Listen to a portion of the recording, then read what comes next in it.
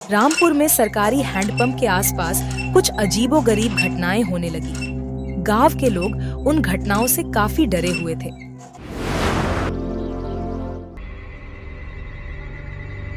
अरे दीदी, तुम सुनी हो, यह चापानल अपने आप चलता है। भला आप ही बताओ, 12 बजे रात को यहाँ पानी भरने कौन आएगा? मुझे तो बहुत डर लग रहा है। हाँ, हम भी सुने हैं। मिनकी के पापा बोल रहे थे कि जाकर देखेंगे। हम उनको रोक लिए।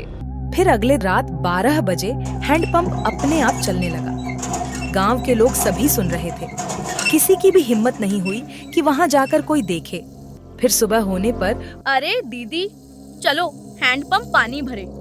हमें तो अकेले जाने में बहुत डर लगता है। फिर वह दोनों मिलकर वहां पर जाती हैं और देखती हैं तो उनकी आंखें फटी की फटी रह जाती हैं। वहां पर किसी के पैर का निशान होता है, जो कि इंसान के पैर से 4 गुना के बड़ा साइज का होता है। ये देखो बहन, इतना बड़ा पैर किसका हो सकता है? लगता है गांव में कोई शैतान आया हुआ था। दीदी, हम बोल रहे थे ना कि यहाँ पर कुछ गड़बड़ है। ये देखो, भला कौन इंसान का पैर इतना बड़ा होता है? तभी वहां पर चिंकी आ जाती है। अरे, आप लोग इतने डरे क्यों हैं? क्या हो गया आप लोगों को? आप लोग परेशानी क्यों हैं?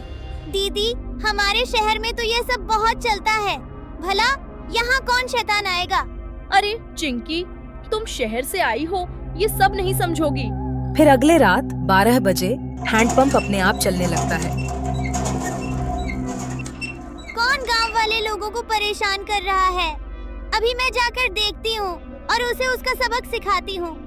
ये कौन बदमाश है? चिंकी उसे देखने चल जाती है।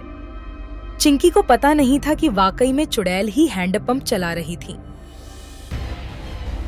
आ गई, तुम लोगों ने बहुत इंतजार करवाया। आखिर आज मौका मिला है मुझे। मैं पूरे गांव को शमशान में बदल दूंगी।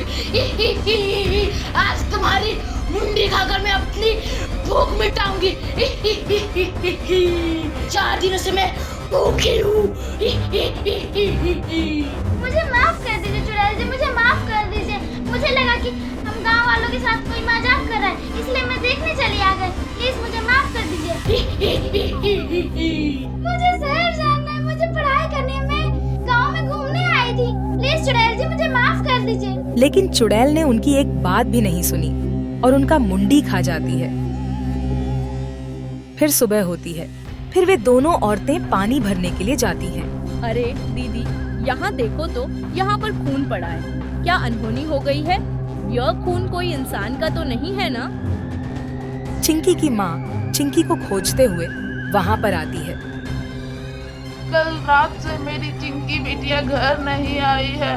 लगता है कि कुछ अनहोनी तो नहीं ना हो गई है। हम कल उसको बोल रहे थे कि ज्यादा लेक्चर मत झाड़ो। लगता है ये खून कहीं चिंकी का तो नहीं।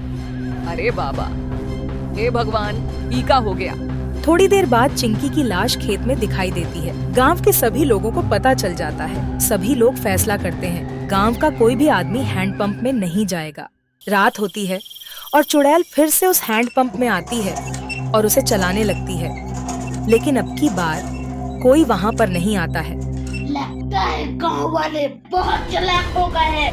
मुझे भूखे मरना पड़ेगा। मुझे कोई ना कोई उपाय निकालना पड़ेगा। नहीं तो ऐसे मैं भूखी मरी जाऊंगी। मैं गांव में घुसकर किसी ना किसी को मारूंगी। तभी चुड़ैल चिंकी के घर जाती है और दरवाजा खटखटाती है। चिंकी की माँ दरवाजा खोलती है और चुड़ैल को देखती हैं तो उनकी आंखें फटी की फटी रह जाती हैं। अब मैं तेरा मुंडी खाकर अपना पेट भरूंगी।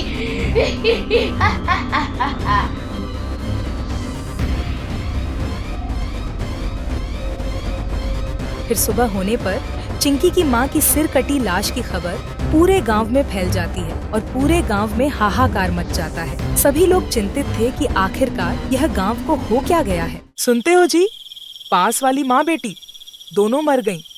लगता है कोनो भूत का चक्कर है। सब बोल रहे हैं कि चुड़ैल ने दोनों माँ बेटी को खाया। तुम बाहर मत जाना, तुम्हारे बगैर हम जी नहीं पाएंगे। तुमको कुछ हो गया तो? अरे टेंशन मत लो हमारी रानी, कुछ न कुछ तो करना पड़ेगा। मेरे पास एक आइडिया है। हम जा रहे हैं वो चापानल के पास। हम सीसीटीवी कैमरा लगा देंगे, देखेंगे कि कौन आता है। फिर अगले रात चुड़ैल वहाँ पर आती है और फिर से छापाकल चलाने लगती है। चिंकी और चिंकी की माँ की आवाज में गांव वालों को बुलाती है, लेकिन कोई भी वहाँ पर नहीं आता क्योंकि सभी लोगों को पता चल गया था। लगता है गांव वाले बहुत चतुर हो गए हैं। अरे अब तो कोई नहीं आ रहा है। लगता है कि मैं 4 दिनों में ऐसे ही मारी जाऊंगी। मुझे कुछ न कुछ उपाय निकालना पड़ेगा। मैं चुपचाप किनारे बैठ जाऊंगी। अगर कोई आएगा तो मैं उसका मुंडी खा जाऊंगी। लगता है कैमरा में रिकॉर्ड हो गया है। चलो कैमरा लेकर आते हैं और सभी गांव वालों को दिखाएंगे। और वह कैमरा लाने के लिए घर से निकल जाता है। तभी चुड़ैल उसे देखती है और उसका मुंडी खा जाती है।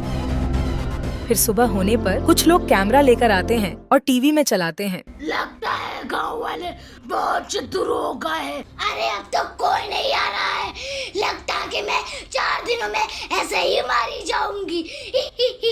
यह चुड़ैल खुद ब खुद मर जाएगी। गांव में 4 दिन तक कोई भी घर से नहीं निकलेगा। 4 दिन लॉकडाउन लगाया जाए। इसके बाद चुड़ैल अपने आप मर जाती है।